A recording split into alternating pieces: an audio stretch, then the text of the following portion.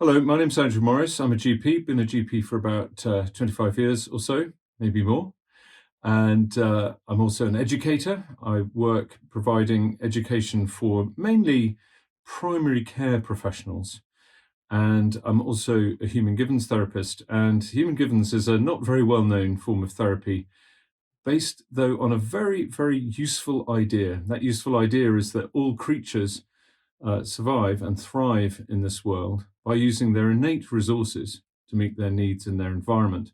And it turns out that this simple sounding idea, when you really study it and look at it and think through the implications of that idea, it actually gives us a very good map for how we can optimize whatever we want to call it. We could call it health or well-being. We could even think of it as the capacity to a certain extent to self-heal. But whatever we want to call that, there is clearly a very important set of properties that emerge when we get our lives into a good enough balance. And it's not about perfection at all. It's about trading off all the different factors that affect us, developing our resources, accessing them as well as we can, and meeting our needs in the best balance that we can in our lives. And I'm also involved in doing a project in Somerset where we're trying to join up the work that community workers like health connectors and social prescribers are doing with the work that doctors and nurses are doing to try and make that all of a piece. I've got a website, joineduphealth.net, which I'll refer you to again because some of the resources from today will be on there. And I've also got a Twitter account, so do feel free to follow at joinedupdoc. So let's have a think about sleep. I think sometimes have had a tendency to undervalue sleep. There are so many things that take our attention when we're awake that we've had a tendency in our culture, perhaps in recent decades, to undervalue sleep. But we all also have a deep sense of how important sleep can be. And we all really, really dislike the experience of sleeplessness. It is can be very unpleasant and distressing, actually, even to find oneself unable to get the sleep that you instinctively feel you need. And the reason for this is that it's not just that we need sleep. It isn't a thing that we can go out and get from our environment. It's actually something that we do. It's actually a whole series of innate resources which we access during those precious hours at night, precious processes of repair and self-regulation. And of course, we need to be able to access those processes, those resources, in order to keep as good a balance as we can in our life, in order to try and have as healthy and as pleasant a life as possible. So what is going on in our sleep? I think in recent years, it's become clearer and clearer, more and more widely understood that sleep, the science that we've actually known about for many decades, has become more and more popularized. And that is that sleep is not just a period of unconsciousness. It is a period in which all sorts of processes are happening. And we can plot these out usually in the form of a graph. I'm going to talk this through with you because I think it's helpful to have a clear understanding of what these different processes are when we're asleep. In this diagram, what we've got is sleep presented as a graph. Along the bottom, we've got from the time we go to bed at 0 through to 8 hours. And then up the side, we've got various types of sleep plotted out. And at the top is wakefulness, and at the bottom is the deepest stage of non-dreaming sleep, stage 4. Now, in this idealized diagram of sleep, what's happening to this fortunate person is that they're dropping pretty much straight off to sleep and going very quickly down. They don't dream really in the true sense of rapid eye movement sleep. You go straight down into non-dreaming sleep, down through the different stages, and very quickly go into the deepest stages, 3 and 4, which are characterized by slow waves moving through the brain of electrical activity. And this is called slow wave or deep sleep. And then after that, we come up, but actually this is where we need to think about this. What is this REM state that we're showing next to wakefulness? Well, in some senses, it is like being awake in that the brain is very, very active. The brain is as active in many regards as it is when we're awake, when we're in the REM state. But the difference is that our senses are pretty tuned out from our environment. And all of the big muscles that move our body around are paralyzed, which is why all that's left is the darting movements of the eyes, the rapid eye movements. And in this first sleep cycle, we just do a little bit of this rapid eye movement sleep. And then we have another spell going down, spending most of the next sleep cycle again in these deeper stages of non-dreaming sleep, a longer period of REM. And then as we go through the REM, rapid eye movement, as we go through the night, what we're seeing is more and more that we're spending less and less time and going less down into the deeper stages of deep sleep, and we're spending more and more time in the rapid eye movement dreaming state. And we can also see some little moments of wakefulness here. Now, these are more frequent than are shown here. They always happen at least once in every dream cycle, tend to happen towards the end. And of course, for a wild animal, because all wild social animals do dream at night as well, if you've locked off your senses to a certain degree, tuned out from the world and somewhat paralyzed yourself, then it's good actually to have a moment's wakefulness just to check that the environment hasn't changed significantly before going back down into the next sleep cycle. Now, these wakings are normal, and in normal healthy sleep, you don't remember them. It is normal to wake 5 times in the night, and it is normal not to remember. Now, these wakings can be converted into periods of problematic wakefulness by various factors that we will discuss later. But it's important to realize that the waking itself is okay. It's about getting back off to sleep quickly again. So what's happening as we move through these different stages of sleep? Well, at the really the first 2/3 of the night, and in slow wave sleep, generally the shallower version of bits of slow wave sleep, we're consolidating memories in the sense that we're taking them from the working day's experience, and we're storing them as long-term memories.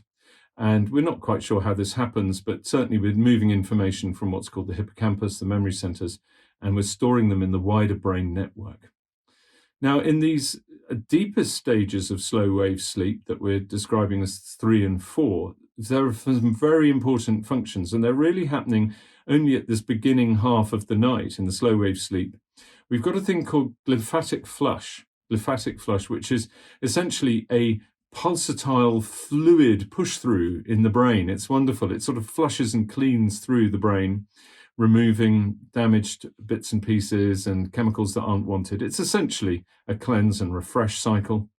And at the same sort of epoch of the night and connected with this slow wave sleep, we're releasing our growth hormone, our main release of growth hormone during the day. And the growth hormone is important even when we stop growing, because it is one of the main hormones we use to signal and create repairing of the body. Here's a little graph of the growth hormone being released to scale, and you can see it's very much associated with that first 2 bouts of slow wave sleep. What else is going on? Well, we've also got a tendency to consolidate factual information earlier in the night. If we go through then and we look at what's going on in the REM state, what's going on there? Well, everyone agrees that it's to do with emotion processing. I can, if you ask me in the discussion period, explain to you a very elegant theory of why we spend up to 1/3 of our night with our brain being as active, using as much energy as it does when we're awake to process emotion, and how exactly we're doing that, why we need to do this. Right? We can talk about that later. I won't try and discuss it now, but essentially the REM state, the dream state, seems to be a lot about processing emotions that were aroused during the day before. And then, as we've discussed, we check the environment for safety periodically through the night. The second half of the night seems to be much more about consolidating practical skills rather than factual information. And lastly, the last period of REM sleep seems to be associated with a capacity to come to new understandings, new creative understandings, or sort of aha moments, wise insights, and so on and so forth. So there's very, very many different functionings of these different parts of the sleep as we go through the night. So what do we see when we don't get enough sleep? Now, I didn't want to dwell on this, but essentially when we're unable to access these functions adequately, and most of the research has been done simply on insufficient amount of sleep, hours spent sleeping. So this owl, as you may have spotted, is made out of coffee beans. So when the coffee bean owl gets the better of us, what's going on? Well, a variety of things, essentially. If we start at the top and work down, we see that various centers in the brain are left much more active. The threat monitoring and impulse control centers of the brain change their activity levels so that we become more prone to perceive threat around us, and we become more impulsive. You also see overall a much greater activity in the side of our automatic functioning that is all about responding to demand and threat and defense. So that goes through from pleasant, reasonable demand, reasonable stress that we can cope with, challenge, through sort of vigilance and heightened alertness, through to a sort of full threat defense, fight and flight type response. That's all the sympathetic nervous system. And we see more activity in that system when we're getting insufficient sleep. Look, moving down through the body, we also see that the heart, the blood vessels are not so healthy. Blood pressure tends to be higher. There's also effects on our immune system, which doesn't function so well when we miss sleep. The immune system is very complicated. We tend to talk about it in oversimplified ways, but certainly our capacity to respond to things like viruses and immunizations constructively are hampered. We also see effects in the reproductive system, and we're just more accident prone. We're more likely to have road traffic accidents. So what comes out of looking across the board at all these different health effects of loss of sleep is that there are very few aspects of our functioning that are not affected when we don't sleep well. And that's really not something to be alarmed about. It's something to view as an opportunity, because anything that we can do to improve the quality of our sleep is going to be helpful to us, whatever starting point we're at. Most of us actually could probably improve the quality of our sleep. How might we know that? Well, there are various ways of measuring how well we're sleeping. Some of them are quite complicated. The most complicated is to go into a sleep lab and have your brain wired up and your breathing monitored and all the rest. But most of us can't do that. Our smartwatches and smartphones claim to be able to do the same thing. I have to admit to being a little skeptical about that. And there are various questions that we can ask ourselves. These are two validated, as they call it in the scientific literature, questions about sleep. After waking up in the morning, could you fall back asleep at 10 or 11? I find that's actually quite a useful question. This one's trickier. Can you function optimally without caffeine before noon? Well, most of us are habituated to coffee. So I think if we suddenly stopped coffee or tea in the morning, we might notice it, even if we were getting enough sleep. I'm not sure that this is a massively easy question to answer. If there was only one question you could ask yourself, I'll just ask you to think about this while I'm going through the rest of this talk. What would that question be? What would be one question you could ask yourself to actually assess your sleep? You think back to all the things that are going on in that slide, with all the different stages of sleep. Is there one question we could ask ourselves that would kind of sum that all up and give us a good readout of how we're doing with our night's sleep? But moving on, I just want to run through with you now how it is that we create healthy sleep, what it is that is happening in the background to create a good night's sleep. And I've put at the top of this slide regulators of sleep, but I'm going to introduce you over the next few slides to several things that we can think of as sleep makers, and other things that are supporting our capacity to fall asleep. Now, the two that are always described when you sort of read up about this technically, we'll cover first. And one of them is really quite straightforward to understand. It's called the sleep drive, and what you'll see is starting at 7, it builds up all through the day, and then when it's time for bed and we go to sleep, it falls away, and then it builds up all through the day while we're awake, and then it drops off once we go back to sleep. That is the sleep drive. Well, what is the sleep drive? It's effectively just the buildup of a substance called adenosine in your brain, and the adenosine just builds up all the time that you're awake, and then it is broken down when you're asleep. And the brain has special receptors in it to sense the presence of the adenosine, and the more it senses the presence of adenosine, the sleepier you feel. And we have devised a way of numbing ourselves, as it were, not feeling the presence of the adenosine, which is to drink caffeine. Caffeine blocks the receptors in the brain for adenosine, so we don't feel the sleepiness that's building up, the signal that's building up to send us to sleep. So that's the sleep drive, nice and easy to understand. If we look over the same period of time at the second one, plotted along with the sleep drive, that's a circadian rhythm, a daily rhythm that wakes us up at the beginning of the day. It tends to wane off and then build up. That's the way it's shown in this graph. It's just a way of thinking about it. So that circadian rhythm is called a wake drive, but in fact, that rhythm that runs through the day is got a bit more to it than that.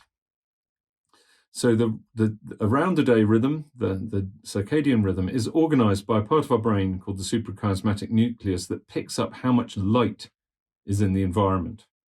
And the light signal at the beginning of the day helps to coordinate all the daily rhythms in our bodies. And this is one of the ways in which healthy sleep is so good for us, because it coordinates all the different activities in our body so nicely. If we sort of synchronize watches at the beginning of each day with this strong light signal, and it switches, and as part of that rhythm, we get this wake drive. Now, when we go through to the other end of the day, the suprachiasmatic nucleus also picks up that it's getting dark, and that helps us to release melatonin, which helps organize our sleep. Now, just for completeness, I'm mentioning here that melatonin is reduced. We have less of it if we use things like non-steroidal anti-inflammatories, caffeine, alcohol, and some beta blockers. Honestly, I'm not sure how important those are in practice, but I just thought I'd leave them in the presentation for completeness for you. Now, if you've been really observant, you might be thinking, well, if I look at that period of time just before 11, there's something going on. What's happening there? Do I really feel that sleepy all through the evening? Well, we'll come back to that in a minute. But just concentrating on those first two, how could we organize our day to support these two drivers? So I've just here laid out all the things we can do in a daily timetable, as it were, that will help with those two sleep makers. The first is it's all about having a regular timing. So if we start at the beginning of the day, what that looks like is having a regular wake time. And of course, if we're allowing enough time to sleep and getting enough quality sleep, that regular wake time will correspond to waking up spontaneously without an alarm. Alarms are not necessarily a pleasant way of beginning the day. So if we can get into a good enough rhythm that we don't really need one, that would be a nice thing, perhaps, and a sign that things are really, really going along very well indeed. It is obviously going to be helpful to get this bright light exposure, the sort of sunlight type light exposed, nice, intense, full spectrum light, morning through to midday, or the equivalent light, whether it's from the sun or from artificial sunlight type lights. It's also, thinking about that sleep drive, going to be helpful if we don't drink any more caffeine. If we let the caffeine, perhaps we've drunk in the morning, break down. A way to pretty much guarantee that almost all the caffeine is out of your system is to stop at midday. I'm assuming when I say that you're not drinking 10 cups of strong coffee in the morning. But the earlier you stop drinking caffeine, the less of it there will be in your blood come bedtime, and the stronger you will feel that sleep drive. Similarly, if we deplete the sleep drive, because it'll disappear whenever we're asleep. If we nap in the evening, we'll deplete our sleep drive for our bedtime. Now, sleeping in the middle of the day is natural, particularly nearer the equator. It's completely normal to have actually 2 blocks of sleep. So there's nothing wrong necessarily with sleeping in the middle of the day. It's just that if we sleep too much and too late in the day, we will then find it very difficult to get off to bed again at night. The way our society works, it's very hard for us not to sleep in that classic 16 hours of wakefulness and 8 hours of sleep, because that's the way our society's organized, our family life and work and everything else. It's also clear that it's helpful if it gets dark. Okay.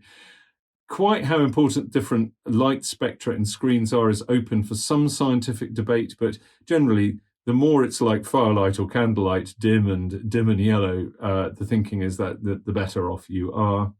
And obviously, just as with the regular wake time, it's helpful to have a regular bedtime, and that between the two of those, we've allowed for most adults, it's going to be 8 hours. The number of people that actually need less than 8 hours sleep opportunity time, as it's called, are very few. Very few of us need less than that. And obviously, a bit like with the napping, and this is more and more important, the more difficulty you're having dropping off to sleep, the more important it is to avoid sleeping outside that regular 8-hour window.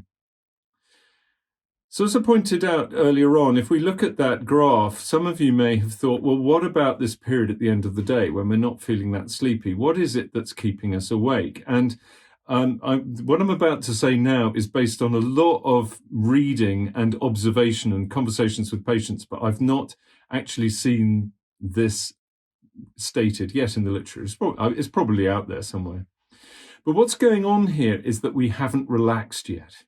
In other words, our demand response system, our sympathetic system, is still switched on. Because in order to get off to sleep, we need to be sufficiently relaxed. We need to have switched on enough of the rest and restore side of the system. We've got the sympathetic system that is about demand and threat response. And then we've got the relaxation system, which is about resting, restoring, and replenishing. Now, if we don't have enough of this relaxation response activated at the end of the day, it does to a certain extent override that sleep drive. So it's really, really important if we don't have that relaxation in the system and we haven't switched down the sympathetic by relaxing enough, then we may find it very hard to drop off to sleep.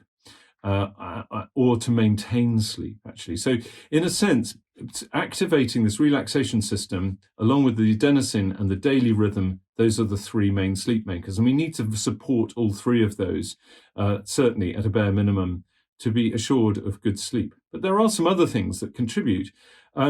We are creatures of condition. We are all very conditioned. It's not just Pavlov's dogs who could be conditioned to respond in a certain way to cues in the environment. In fact, everything that we see and hear and feel and sense around us, we have learned a set of expectations about what those things are about. And if the time running up to our bedtime and the space in which we're attempting to rest and relax and sleep and have our intimate time, if those spaces are full of cues, objects, phones, televisions, stuff to do with work, anything really that is to do with threat or demand or difficulty, or wakefulness indeed, or stimulus, anything that has that sort of cue to it that we've learned to respond to in that way is going to get in the way of the relaxation. It's going to get in the way of expecting sleep, because it's very clear that the more we can build up a ritual, as it were, or a routine around sleep that sets off an expectation of sleep, the better that will be. So it's all about confidently expecting sleep. The last thing is sort of so obvious, but it's really important sometimes also to let ourselves off the hook with this one. Sometimes we have conditions that mean we're not comfortable. Okay. We need to feel comfortable enough to sleep, and particularly to sleep soundly through the night. Whether it's something like pain, or whether it's something seemingly trivial like itching, or just being too hot or too cold, a partner that snores, noise, anything that gets in the way of our comfort at night is going to be unhelpful. So being as comfortable as possible is really helpful. And lastly, because when the sun went down throughout the history of our evolution, it got cooler, a drop in temperature can be helpful, and we'll mention that in a moment. So how can we support these further factors, including this last sleep maker, the relaxation? Well, some people say that we shouldn't exercise in the evening because it leaves us too aroused. Now, I think that is probably a counsel of perfection, and the perfect is the enemy of the good. So if the only time you can exercise in the evening, that's fine, particularly if you find that you really relax after you've exercised and it helps you to go deeper relaxed to do some exercise, well, then that's fine. It's really useful to avoid stressful stimuli and situations before we go to bed. Really, really important to try and minimize that, organize our day so that we're not getting pinged by stuff. And similarly, to remove anything from our environment that has a sort of wake, demand, stimulus type connotation to it. They may not be things we're conscious of, but anything that is particularly to do with our waking, demanding and stimulating life, even if we don't, every time we look at it, go, whoo, it's really, really important that our sleeping environment and sleeping time is not surrounded by that stuff. Engaging deliberately in some form of relaxation before bed really, really, really helps. It's an easy step to miss out, but it's also an easy step to put in. So 10 to 20 minutes of deliberate, deep relaxation before bed can make a massive difference. And as part of that, of course, a bath or a shower could be part of that. And of course, when you get out of the shower, you cool off a bit. So that helps with the cooling. All of this is better if you've got a routine. You can create and stick to a routine, that's going to be better. And then a couple of other tips. Don't try to fall asleep. You can't try to fall asleep. This is impossible. All you can actually do is accept that you're awake. If you don't drop off straight to sleep, accept that you're awake and focus on and enjoy resting and relaxing. And I've given some pointers about how to do that in some of the resources we'll come to in a minute. So the resources I've offered you and am offering generally, as it were, through my website and my work in Somerset is could be called sleep hygiene. What I found, the reason I created these resources, I found that much sleep hygiene advice misses out things. If you read through all the literature on this and look at all the things that help promote sleep, it doesn't look to me as if the people that wrote the sheets had read all the literature necessarily. So what I tried to do was pull together everything that we could find and put it all in one place in an easy to read, or hopefully an easy to read format. The other thing is that, of course, you can read these great long lists of recommendations, but of course, for any one of us, there'll be specific things that need to be paid attention to, perhaps. It's important to remember that you might look at a sleep hygiene advice sheet and think, well, I'm doing most of that. But that's not really the point. What we're looking for are what are the other things that we could improve. Anything that is already in place, that's great. And anything we can't alter, well, never mind. But what are the things that we can do to improve? That's the key to using resources like this, is to remember that they've been written for everybody, not just for you. And sometimes it's helpful to have a therapist or somebody helping you. There's a lot of evidence for a thing called CBTI, which just stands for Cognitive Behavior Therapy for Insomnia. This is just really a rebranding of sleep hygiene, essentially, but it's very strong. It's for people that have really got severe insomnia. And so what you've got is a very strict CBT therapist making you stick to that 8-hour window only. And really giving you lots and lots of help and support with the sleep hygiene, with avoiding the stimulants and stimuli before bedtime, and helping you stick to those points if your sleep comes off the rails again. So really, all that CBTI is somebody helping you really stick to the program. So that's just to say that, yes, there's evidence for CBTI, and therefore, if we look at what the elements are that we can do, whether we're just getting a friend or a worksheet to help support us, we can do that. We can do that for ourselves. And so if you go to my website, joineduphealth.net, and you go to the resources page, you're very welcome to use these resources. There are a variety of topics. But if you look at the bottom, there are some on, actually, I'm not sure if they're at the bottom, but they're in there. They're in the grid. There's a big grid of resources. And there are two that I draw your attention to. There's How's My Sleep, which is a way of assessing your sleep. And Sleep well, which is just general advice on getting healthy sleep, and then still awake is really for if you call yourself somebody that's got a definite problem, you're not sleeping. You're aware of being of having insomnia to some degree. So so the idea really is to try and divide them up a bit, so that you don't have to read through a great long list of strict recommendations if actually you don't need them. If you're just wanting some general pointers, that's what Sleep Well is for. Now, of course, often as a doctor, I'm asked for help with this. And I find that people are really, really, really happy to have some good resources to draw on, particularly if we can have a helpful conversation and come to some initial understanding about what's going wrong with the sleep. But frequently, what we're actually being approached for is good old Zopiclones, sleeping tablets. And this raises a question, well, what are they good for? We all know that they can be habit-forming and somewhat addiction-forming. It's really important to know that Zopiclone, for many people that take it, does not bring about a normal night's sleep. What it does is it actually switches on the relaxation centers in your brain, the same centers that you would breathe on doing a good slow mindful breathing technique or yoga breathing technique, slow regular breathing. The same centers in the brain get switched on by that as we switch on artificially with the Zopiclone. But the Zopiclone is a really strong switching on of that. And so it's just an artificial form of relaxation. And it helps to relieve us of that horrible feeling of lying awake. But a lot of the way that it relieves us of that horrible feeling of lying awake is through our expectations. We confidently expect this medicine to help us. And it's been shown when you compare real sleeping tablets of this class with dummy ones, as we might call them, placebos, tablets that look the same but haven't got the medicine in, what we see is that if you average out the amount of time it was taking people, the difference in how long it took people to get to sleep, looking broadly at all the studies that have been done, the average amount of time that people are aware of is reduced by taking sleeping tablets by 25 minutes. But all but 7 of those minutes can be reduced by the placebo, by simply the expectation that you're going to fall asleep. So what this shows us is how powerful our expectations are in creating a phenomenon like sleep. So that's a very interesting thing.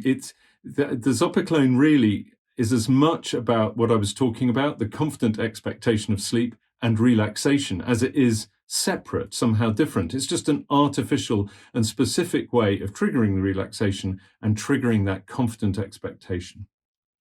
The other thing that we're often asked about, although not quite so much as before, is melatonin. Now, melatonin is something that we've got problems about prescribing. So, you may be somebody that's in this situation. My doctor won't or can't prescribe melatonin. And you may also have heard that pistachios have got, there are various foods that have got melatonin in them. Now, if we dig into this a bit, what we can see, we need to remember, first of all, that melatonin helps us to organize our sleep. It won't actually make us feel sleepy. Or maybe I shouldn't have said that. Maybe I should have given you the expectation that it would make you feel sleepy. Maybe it does make us feel sleepy. Okay, so but a pistachio contains 230 micrograms of melatonin per gram.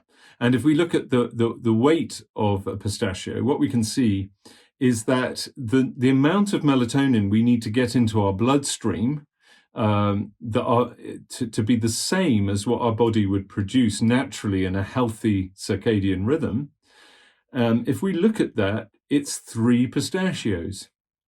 Now, 3 pistachios, we don't actually know how well, it probably depends on a lot of things, what else is in your tummy, how well you've chewed and broken down the pistachios, and a bunch of other things. So if you wanted to be sure that you'd got that normal dose of melatonin, you might need to eat closer to 15 to 20 pistachios to be really sure of it. And you'd need to be eating those in the later part of the evening if you wanted to do that. So melatonin, yes, there we are. You can get it from pistachios. And that's probably a nicer and more healthy way of getting it than from some potentially dicey supplier online. So if we just come back, I'm going to be joining you live in a little while. If you just had one question to ask yourself about your sleep, what would it be? What would that question be? When I join you, we'll have a think about that maybe to start with, and then I'm sure you've got lots. I find that people have got lots and lots of questions about sleep. You may have been jotting them down as you went along.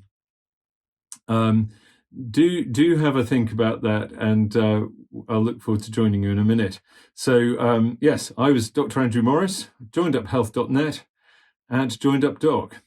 Thanks for listening and watching.